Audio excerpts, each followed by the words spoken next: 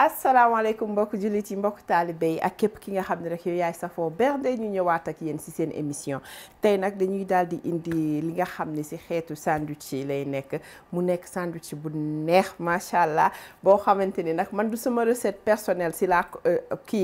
ci la basé woo mais ci recette Costco la basé woo mais daal di indi samay touche personnelle ci biir pour loolu nag dinañ soxla ginaar bu ginaar lay doon donc boo moo xam ndax da nga am desitu ginaar wala da nga jël comme man ni ma def nii ma jël cuisse de poulet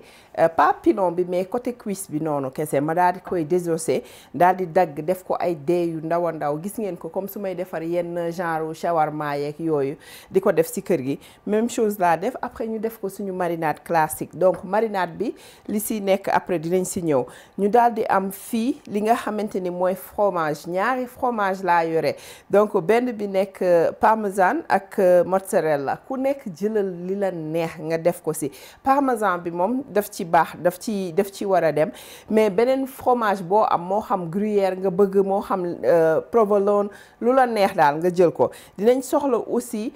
li nga xamante ni man dama ko dindi mu nekk lardon yi tey awma lardon moo tax fi mu nekk nii moo xam bu dend bi wala bu nag bi mais au lieu de loolu dama substituer ma daal di jël poivron bu rouge bi nga xamante ni dañ ko lakk ba pare daal di koy jël dagg ko moom aussi ay dés yu ndaw nga xam ne dina ma jox aspect rougeur boobu nga xam ne dafay nekk ci biir sandwich yi ma daal di jël aussi beneen ingrédient boo xam ni nekku ci mu nekk sama kii oignon vert ma daal di koy jël dagg ko ba mu sew def ko nii donc ma daal di soxla poivre mélange d'épices sel lii nag mu nekk suñu dressing comme ni ngeen ko xamee woon wane woon nañ ko fi muy salade Caesar salad dressing moom laa yore fii mu nekk kiiwu vinaigrette u César donc salade de César bi nga xamante ni moom la ñuy defar donc li siy nekk mooy da ngay def ñaari nen jaune d'œuf daal di koy bati def si anchois moom moo nekk anchovies daal di siy def sa ay laaj def si fromage aussi tuuti parmesan daal di siy def aussi huile d'olive donc di ko fouetter quoi ba mu xaw a dang tuuti donc loolu dinaa leen ñëw wax après nuñ koy substituer ku ko amul ñu am fii aussi suñu pâte à pizza boo xamante ne dañ ko defar ci kër gi donc mburu bi ñun ñoo koy defaral suñu bopp pâte à pizza bi la ñuy jël def ko ay sandwich sans plus tarder duñ def rek lu dul ànd ak yéen ci waañ wi bismillah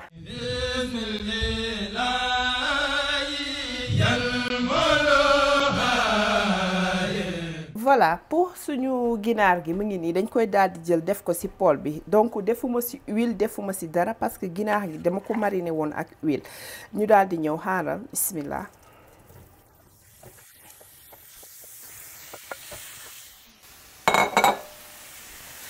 voilà pour marinade bi nag liñ ci def c'est simple dañu def suñu marinade classique xam ngeen ko donc man dama jël ginaar gi daal di def sel poivre ak tuuti herbe daal di def aussi tuuti laaj bu tooy ak aussi ail en poudre oignon en poudre tuuti kaani ñu daal di def aussi tuuti poudre de citron ku am citron ci boppam mun nga ko utiliser tamit donc moom laa def ak huile ma daal di jël daal di mélanger yépp daal di koy mariner ko conserver ko donc loolu daf lay gagneloo du temps tamit nga xam ni saa boo ñëwee da ngay génnee ci kii bi rek ci frigidaire bi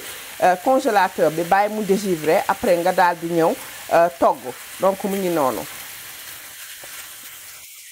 donc nii lañ koy bàyyee ba mu ñor duñ ci def ndox duñ ci def dara niñ koy sauté nii noonu lañ koy toggee ba mu ñor bu ko defee bu ñu paree nag daal di jël yeneen ingrédients yi mélanger ko seek yooyu donc dafa nekk togg boo xam ne dafa gaaw ki nga xamante ni par exemple dafa bëggoon jël ay lardon mu def ko au lieu de kii poivron yi nga xamante ni dañ ko genre like lakk mun nga jël nga daal di jël lardon yi dagg ko ay dés yu sew a sew après nga daal di koy sauté ndànk ba mu xaw a graisse bi deñ après nga seppi ko donc bu ko defee nga daal di koy réserver à côté ba nga xamante ni ginaar gi ñor na et tout ba ñuy mélanger yeneen restant wu ingrédients yi mu def ko ci tamit te dafa neex ba bëgg a dee xam nga kii yooyu moom dafay neex lool man aw ma ko te bëgguma woon génn di ko wuti ji donc mu ngi nii la ñuy bàyyi sauté tuuti ba ci kanam après ñu ñëwaat ak yéen incha allah. gis nga nañ ko bàyyiwaat beneen 5 à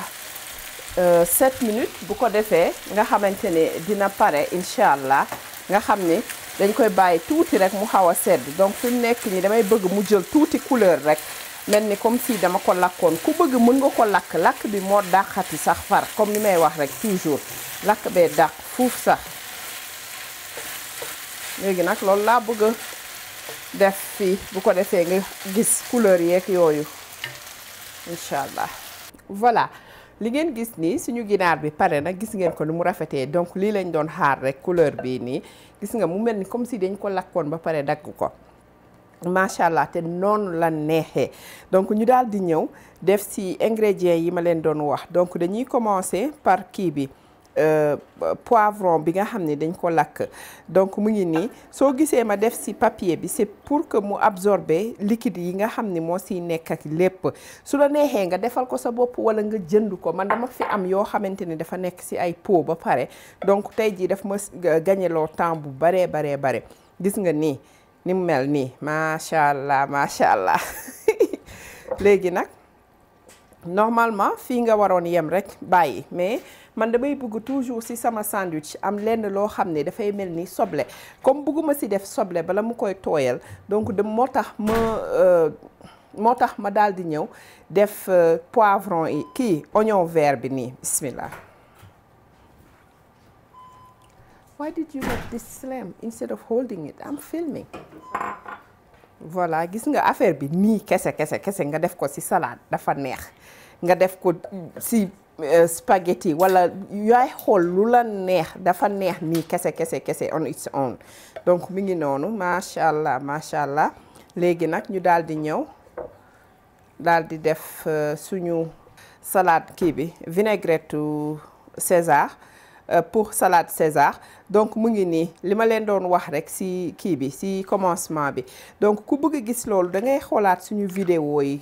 wala su fekkee ni voilà yow amoo par exemple loolu laa bëggoon wax sax ki nga xam ni amul par exemple kii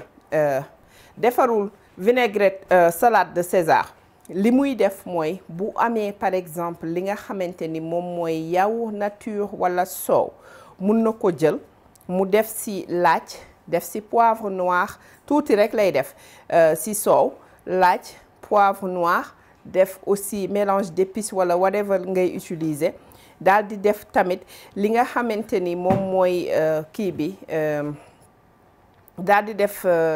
sel voilà boo defee sel après nga boo fekkee am nga accès anchois nga def ko moom mooy anchovies su fekkee amoo ko soo amee accès ci ñokmaan par exemple nga def ko ñu bari dañuy taxaw ne non du ma lekk anchovies parce que anchovies dafay ñëwee ñaari façon xaaral ma wan leen ko mun na nekk sax ñetti façon mais nii ngeen koy xàmmee donc bii dafay nekk comme potu sardine d'habitude comme ni sardine ni ñuy defee sardine noonu lay def voilà gis nga nii lay ñëwee da ngay dajji rek jël sinon am na bi nga xamante ni tamit dafa nekk ci tube mu ngi nii donc da ngay jël rek pàccal quantité bi nga soxla boo xoolee ni man moom laa utiliser donc quantité bi nga soxla rek ngay jël nga pàccal ko sinon dañ koy def aussi ci ay verre yoo xamante ni dañuy def comme bii mais def ko ci ay verre nga xam ne da nga koy gis bu ko defee yow nga jël li nga ci soxla bariwul ay ñaari filet kese lay doon si fii par exemple moom nga siy def képp koo xam ne rek day wax ni non duma ko lekk parce que jën la xetu jën beeg affaire yooyu noonu bu fekkee mës nga lekk Caesar salad mooy lekk nga ko ba ndërmeelo laa lay wax ni parce que mu ngi si biir doo ko sentir doo def dara moo xam da nga koy boole yàpp wala whatever mais boo ko defee doo ko sentir doo def dara dafay au contraire daf koy jox goût bu neex te en plus raison bi gën a tax ñu war ko boole si suñu régime alimentaire en choix mooy dafa baax si suñu wérgu yaram dafa am ay oméga 3 fatty acid muy oméga 3 yi daf si nekk te bu ñu waxee oméga 3 xel yëpp day dem si xol yi donc dafa baax si lu mel ni kiiw genre prévention si maladie cardiovasculaire baax na aussi te loolu li tax mu koy def mooy maanaam day tax sang bi du coaguler deretu nit du coaguler donc da lay dimbali si ay affaire ki nga xam ne dafay am tendance di am ay deret yu coagulé yooyu dina la dimbali donc mu nekk juste ñaar yooyu kese rek war naa tax ku nekk dugal ko ci sa régime alimentaire sans compter yeneen ak yeneen yi ci nekk donc pour tey loolu doyagum na beneen yoon après ñu indiwaat yeneen encore incha allah. donc mu ngi nii léegi comme xaw na sedd tuuti mun naa ci def samay kii bi voilà suñu vinaigrette bi damay def tuuti en attendant leneen li ma jël ko xaaral ma réserver tuuti parce que góob ma ni dinaa togg lii yëpp tey xaaral ma wàññi tuuti su ma soxlaa dolli après ma dolli mais lii nii dama koy def nii tegee ko nii à côté ba heure bu nga xam ne soxla naa ko. donc mu ngi nii nouilles yi voilà gis nga nouilles yi ñuy defaroon yi lii nii mun na nekk ci kaw walla nga defar sa fried rice nga sauté sa riz def kii bi ginaar bi ci biir li mu mun a àndal dafa bari donc ma daal di jël tuuti bismillah def ci leneen li dama koy garder après pour def ko ci biir kii bi ci biir suñu mburu bi voilà. léegi ma daal di jël tuuti ci sama fromage parmesan bismillah du ma defagum lu bari tuuti laay def leneen li ma téye ko jël tuuti ci mozzarella bi moom aussi def ko ci nga xam ni day dugg ci biir lekk bi yépp du nekk rekk ci kaw voilà donc kii bi li ma doon wax rekk mooy Costco laa ko gisee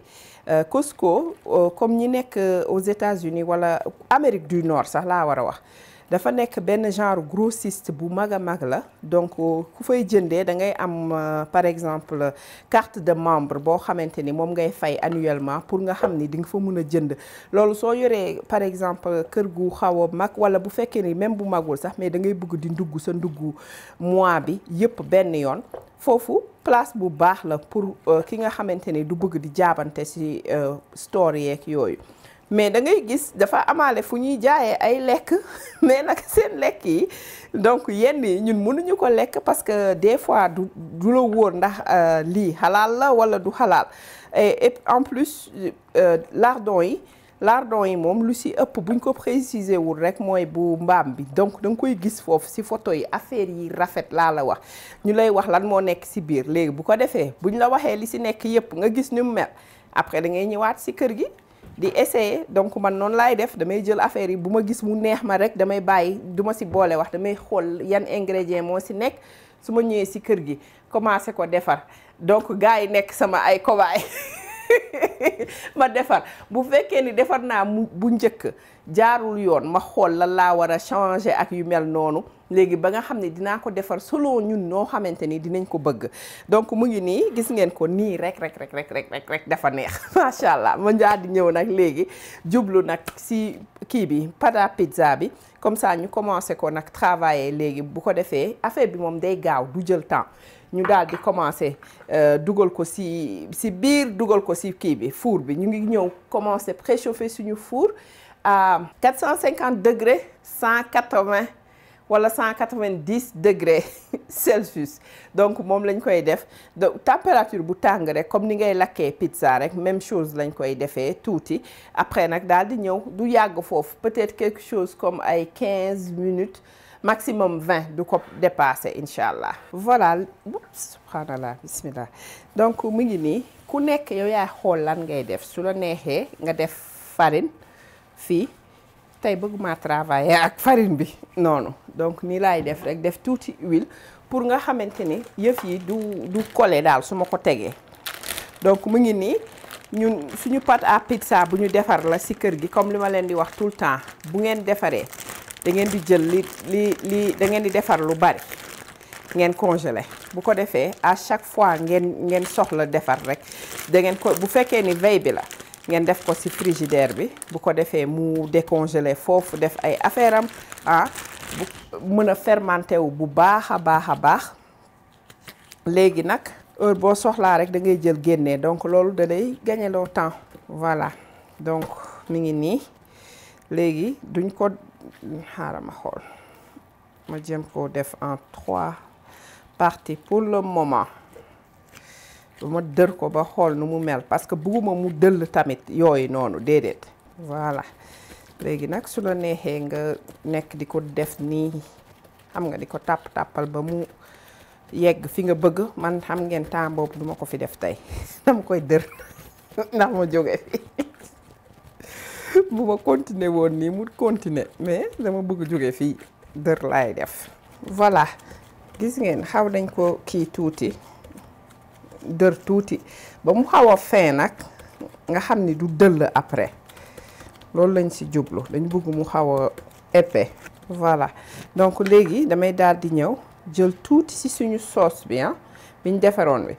léegi su la neexee nga def ko su la neexee nga bàyyi ko yooyu yaa xool rek mais damay jël tuuti jiital ko nii daal di ñëw nag léegi bismillah dañ koy def ay yu yem rek du nekk lu ngande voilà donc on refait la même chose ma jël tuuti ci fromage bi teg jëlaat ci mozzarella bi teg aussi ci kaw yow yaa xool quantité fromage bi nga bëgg moo xam lu tuuti walla lu bari voilà léegi nag ñu daal di jël mburu bi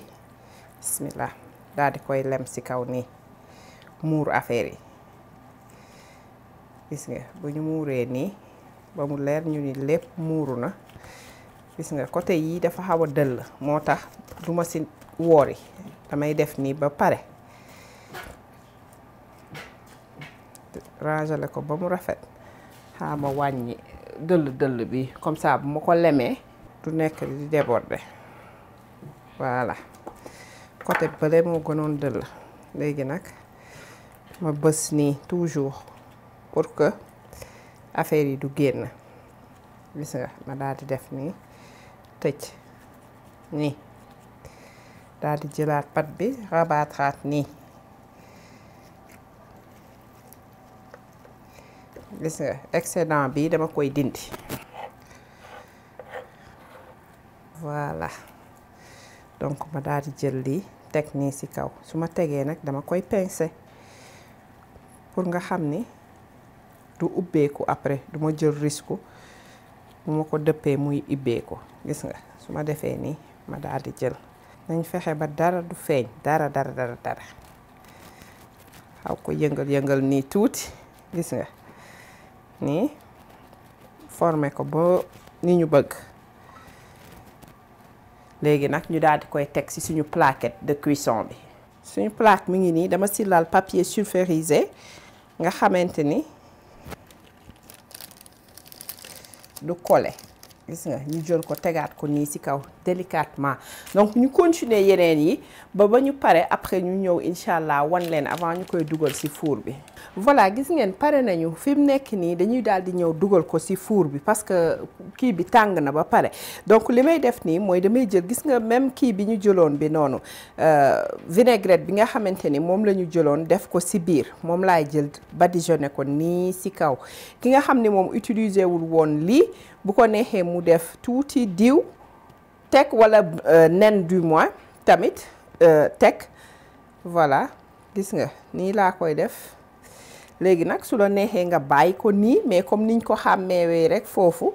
dañuy def fromage ci kaw ñoom donc moom la ñuy def rek def réplica bi incha allah def ci tuuti fromage rek ci kaw nii voilà booy xool lii daanaka vraiment pain baguette la rek boo xamante ni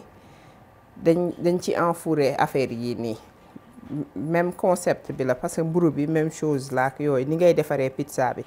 presque comme mburu à la seule différence que ni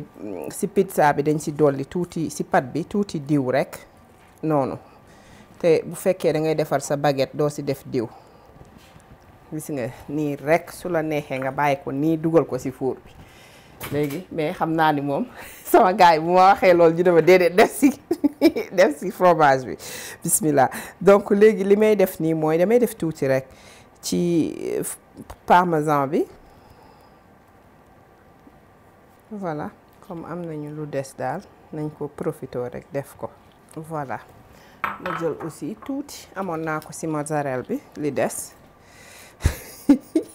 kër gi de waroon ngeen gis gaay yaa ngay tëb di dal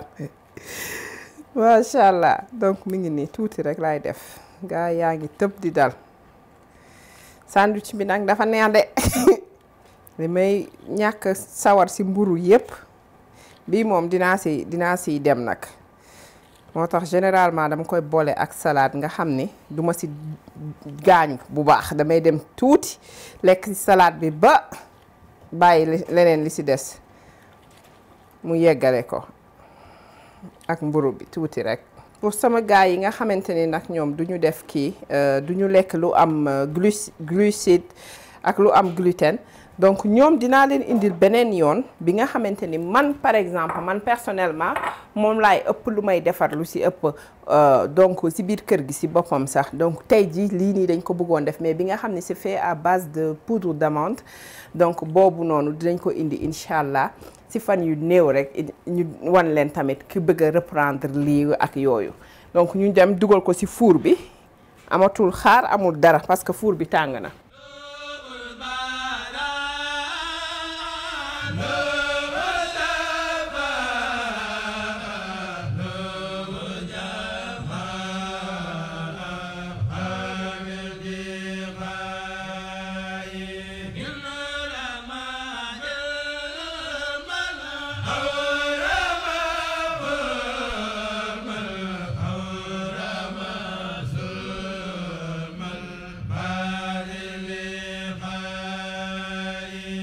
voilà gis ngeen fi mu nekk nii pare nañu suñu mburu yi pare na ngeen gis macha allah gis ngeen ni muy mel ci ginnaaw rafet bay bëgg a dee donc mi ngi noonu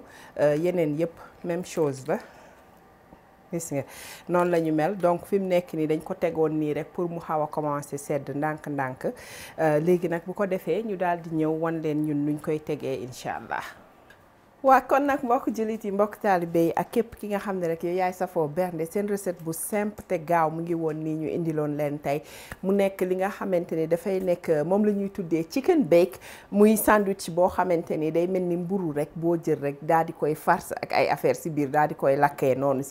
ci kii bi four bi di leen wax ni essayé leen ko neex na loolu macha allah di jël nag émission bi tey di ko jox képp koo xam ne rek yow yaa ngi safoo chez Bilo di ko jox plus particulièrement suñu système Agu Ndiaye ñu ngi la koy jox di ko jox Gene Diallo Alou Cissé di Atou Cissé du moins ñu ngi la koy jox Fat Touré ñu ngi la koy jox aussi AD borom laxas midi temps lycée